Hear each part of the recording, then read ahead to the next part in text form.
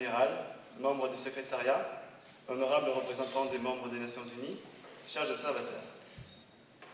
Comment qualifier l'accord qui vient d'être acté par la communauté internationale aujourd'hui? Est-ce une réussite? Il est vrai que la mise en place d'une organisation des Nations Unies pour le développement durable, intégrant les 3 piliers du développement durable, celle d'un fonds pour le développement durable financé par une taxe universelle sur les transactions financières, constitue un grand pas en avant pour le développement durable et dépasse de loin nos espérances sur ce sujet. De même, les nombreuses mesures qui ont été prises en faveur de l'économie verte et de l'économie bleue constituent une grande avancée pour une gestion durable des ressources terrestres et marines.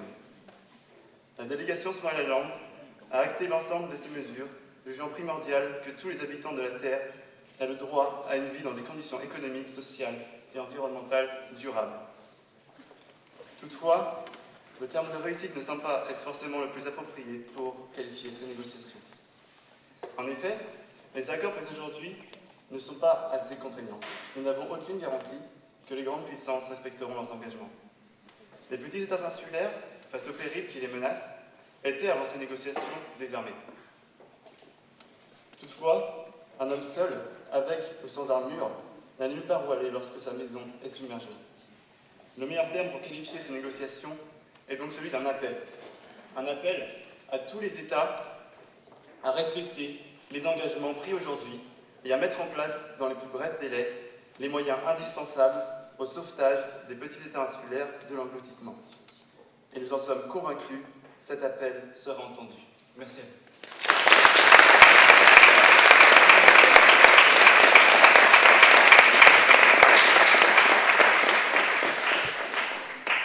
Mesdames et messieurs, le président, vice-présidente, secrétaire général, membres du secrétariat, honorables représentants des pays membres de l'ONU, chers observateurs. Nous étions réunis ici pour renouveler les engagements qui ont été pris il y a 20 ans à Rio. Et nous avons invité à signer avec nous la délégation des Small Islands parce que même si nous avons passé 3 jours de négociations qui ont été difficiles, qui ont été ardues, même parfois houleuses, et en cela nous tenions à remercier le secrétariat pour sa patience lors des négociations, mais ça en valait la peine parce que nous avons réussi à atteindre un consensus et que malgré des visions parfois différentes, nous avons fini par tomber d'accord sur un accord donc, qui nous satisfait pleinement puisqu'il est ambitieux, qu'il a mis en place des réalisations concrètes et qui a su atteindre un consensus général. Nous avons atteint d'immenses avancées, notamment la taxe sur les transactions financières au sein de l'Organisation nationale des Nations Unies pour le développement durable. Les États-Unis ont souhaité dès le départ se placer dans une logique de consensus et de vision globale. Malgré ça, ça n'a hélas pas empêché la méfiance des autres délégations, nous reprochant parfois de trop défendre nos intérêts et de bloquer les négociations. Nous nous attendions à ces reproches, mais ça nous a quand même un peu surpris. Leur vigueur nous a souvent un peu surpris. En effet, nous n'avions pas la volonté de bloquer les négociations de quelque manière que ce soit, et les États-Unis ne demandent pas mieux que d'améliorer la marche du monde, et pour cela, le dialogue est nécessaire. En effet, nous vivons dans un monde en perpétuel changement, des pays naissent, malheureusement, par contre, des ressources sont détruites, des terres sont menacées de disparition. La place des pays change aussi, certains sont appelés à occuper un plus grand rôle d'ici peu de temps. Il faut qu'ils puissent prendre conscience des responsabilités qui vont avec. Il faut qu'ils assument à présent la place grandissante qui est la leur. Et c'est ce qu'a fait l'Inde, notamment lors des négociations, en prenant la tête des négociations informelles, et nous les remercions pour cela. Et nous espérons que l'ONUDD que nous avons créé aujourd'hui les aidera en ce sens. Nous croyons fermement dans les principes qui ont été énoncés cette semaine, la coopération, l'innovation, le dialogue, la durabilité et tant d'autres. Grâce à cet accord, nous espérons accompagner cette nouvelle marche du monde. Nous espérons que les petites îles ne disparaîtront pas sous les eaux. Nous espérons que les pays en développement pourront trouver la place qui est la leur dans le monde. Nous espérons que des pays qui étaient auparavant trop repliés sur eux-mêmes pourront s'ouvrir au monde. Et nous espérons avoir contribué à forger un meilleur avenir pour nos enfants. Merci à tous et God bless Rio +20.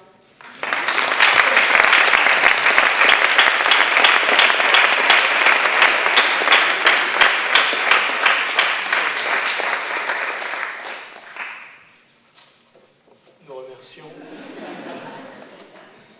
remercions les délégations des États-Unis et des Small Islands et appelons maintenant la délégation indienne à venir.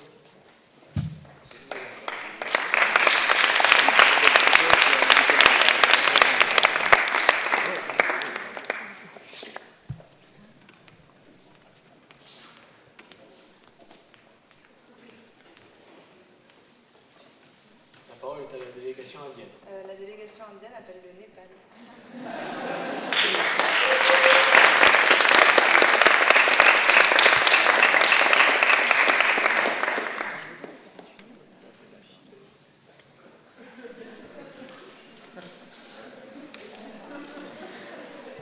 Monsieur le Président, Vice-président, Secrétaire général, honorables délégués, chers observateurs.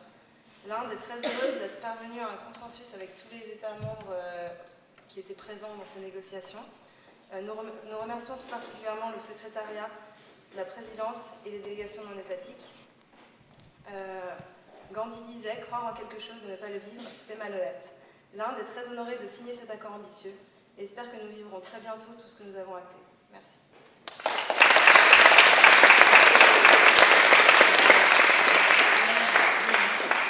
La parole est maintenant à la délégation du Népal.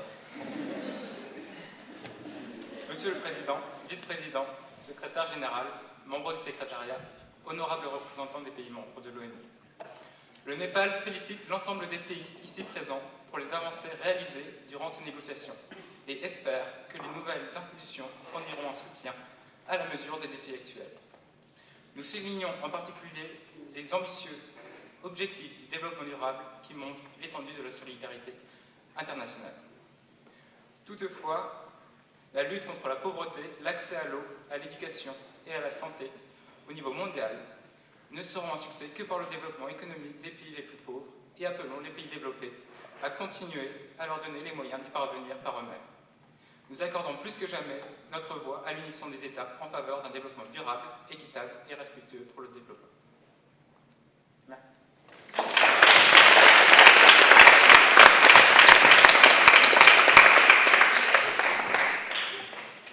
Nous appelons maintenant la délégation du Japon.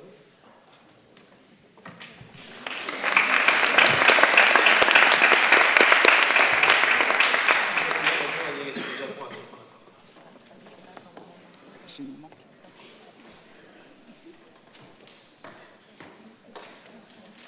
La parole est à la délégation du Japon. Merci, Monsieur le Président. Monsieur le Président, Vice-présidente, Secrétaire général, membres du secrétariat, honorables représentants des pays membres de l'ONU, chers observateurs et médias, nous nous félicitons des accords qui ont été engagés à Paris + 20. Ce sont donc de nouveaux engagements politiques ambitieux, mais aussi donc des renforcements des accords déjà existants. Nous notons malheureusement que le thème des catastrophes naturelles, très cher au Japon, comme vous pouvez l'imaginer, n'a pas été évoqué lors de ces négociations. Et nous espérons qu'elles feront l'objet d'un plus grand, de plus de considération lors des négociations prochaines. Cependant, nous nous félicitons de la coopération avec l'Australie, avec les petits États insulaires, et nous sommes heureux donc, du nouveau statut de l'économie bleue. Nous sommes donc confiants dans l'avenir et dans la bonne coopération à l'échelle internationale, et c'est en cela que nous nous félicitons des accords qui ont été mis en place lors de Paris + 20. Nous tenons tout particulièrement donc, à remercier chacun pour leur coopération, le secrétariat pour son travail acharné, ainsi que les félicitateurs pour avoir gardé leur calme en toutes circonstances. Merci beaucoup.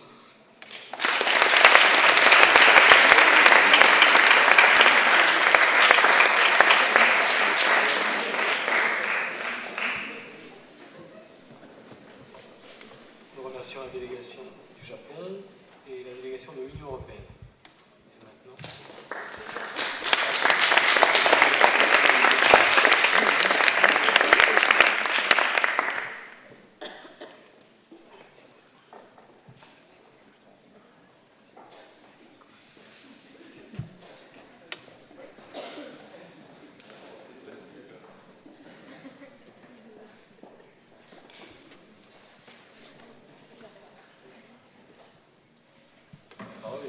délégation de l'Union européenne.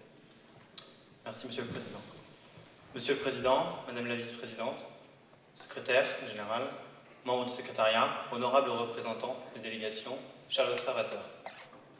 Nous, États membres de l'Union européenne, souhaiterions adresser nos sincères remerciements aux organisateurs de Paris +20 et saluer le travail remarquable d'organisation et de coordination qu'ils ont effectué durant ces longs jours de négociations. Nous voici désormais à la clôture de ce 4e sommet de la Terre et nous nous réjouissons incontestablement des efforts accomplis par l'ensemble des délégations étatiques et non étatiques dans le déroulement de ces négociations.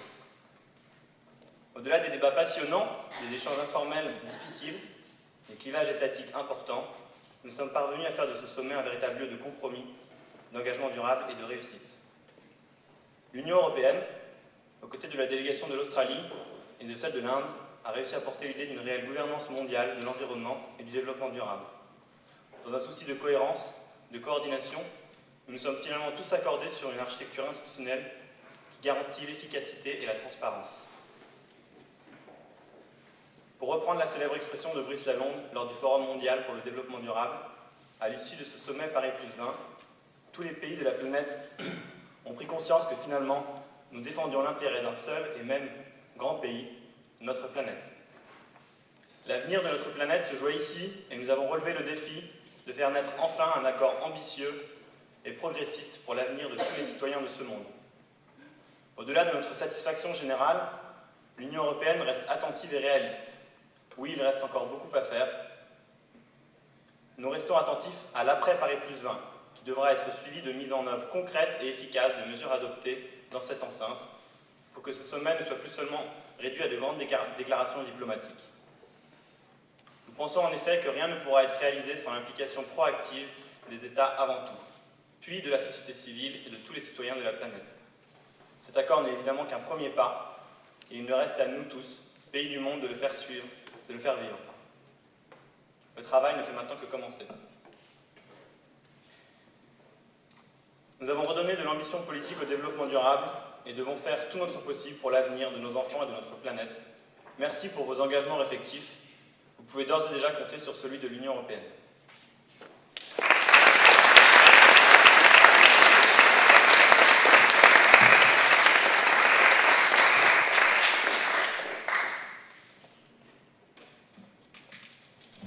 Nous remercions la délégation de l'Union européenne et soulignons que la déclaration est maintenant signée de tous les États.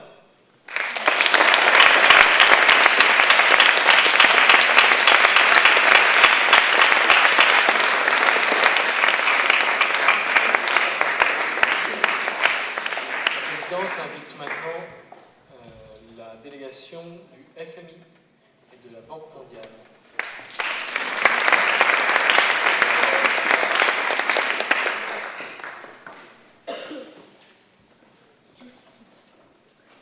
Merci.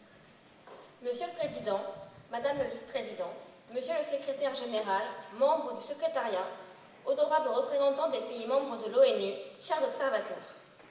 Le sommet Paris +20 touche à sa fin, après 3 jours de négociations intensives à Saint-Paris. Le FMI et la Banque mondiale tiennent à féliciter tous les États participants pour leur prise de position constructive et les engagements qu'ils ont pris ici, notamment celui lié à la création de taxes